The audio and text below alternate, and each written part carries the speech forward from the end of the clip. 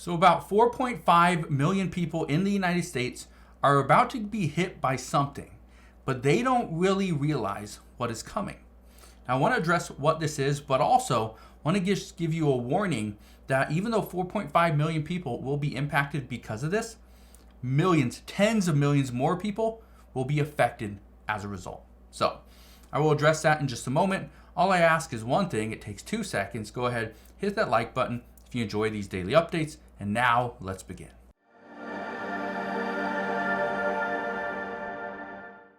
So what is happening that is going to impact 4.5 million people in the United States? Well, it actually has something to do with a work authorization and non-immigrant visa holders. Let's go and just look at this. It says an automatic 540-day extension of EAD renewals are set to expire on October 26, 2023. That was months ago. But the reason why I'm bringing it up now is because there is a very important date. It's actually 180 days after October 26, which is actually April 23rd. That is a very important date. And I want to read why, okay? So let's go ahead and read this first sentence, and then we'll go from there. It says, on October 26, 2023, a temporary rule allowing certain eligible applicants for employment authorization documents, EADs, to automatically extend their EADs for 540 days will expire. This was something that was actually done during the whole COVID pandemic. So it says EAD applicants who file Form I-765 applications after October 26, 2023 will be eligible for an automatic extension of up to 180 days. That is where the April 23rd, 2024 date comes into effect. It goes on to say, we previously informed our clients about this temporary rule in an alert published on May 10th, 2022. So this is something that's been going on for a little bit, okay? But what's happening now is we're now starting to see where there are thousands and thousands of people that are still waiting for their approval of this EAD. Well, this is why, as of right now, mayors and city and state governors, they want work permits extended to keep migrants employed and receive new asylum seekers.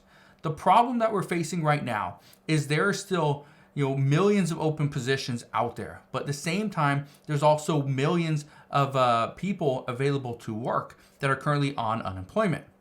Well, I wanted to explain a few numbers. First off, applying for this EAD, this I-765 application, according to the federal website, it says it typically takes between 2 to 14 days to process. At the same time, it also says the current estimate is about 8 weeks.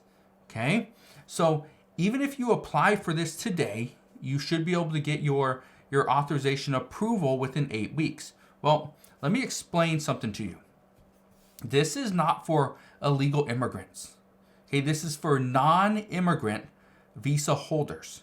Now, a non-immigrant visa, these are given to foreign nationals that are wishing to enter the United States or just on a temporary basis.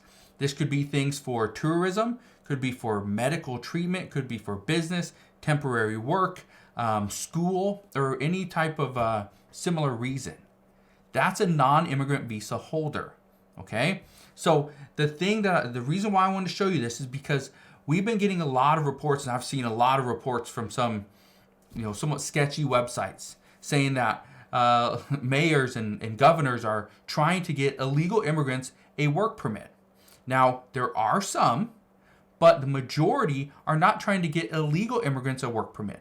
The majority are trying to get non-immigrant visa holders a work permit extension. Okay, that's it, just an extension.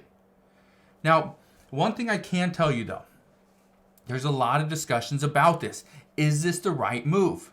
Well, here's what I can tell you. Currently, there are about 4.5 million people in the United States, according to a few reports that I've been able to find. About 4.5 million people inside the United States that are currently non-immigrant visa holders. They are allowed to work. How many of them are working? Honestly, I could not find that figure, so I'm not going to give you a guess. But let's just say, half of them are working. So if half of 4.5 million are working, let's just say 2 million people are working. Guess what happens there? If all 2 million people now do not have a renewed work permit and they cannot work, what does this do to those businesses? What does this do to those communities? What does this do to the tax dollars that the community, the city, the county, the state, and the federal government are losing? What does this do then? If we automatically, flip of a switch, we take 2 million people out of the workforce, that hurts us. That really hurts the United States as a whole. And so this is one of the reasons why some mayors, and it's not all Democratic mayors that are asking for this. It's Democratic mayors and governors and Republican mayors and governors. Both are asking for this because it is needed. These are people that have gone through the process, gone through the proper channels, did things right by the U.S. government, by the American people, did everything by the book, got a work authorization, we're working, but now it's going to expire.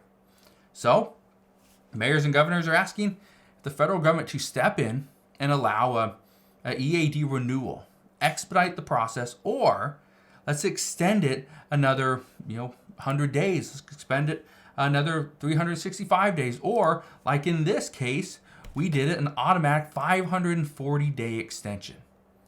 Is that possible to do again? Absolutely. Will they do it? Well, we don't know. But I'm here to ask you this one question. What do you think of this?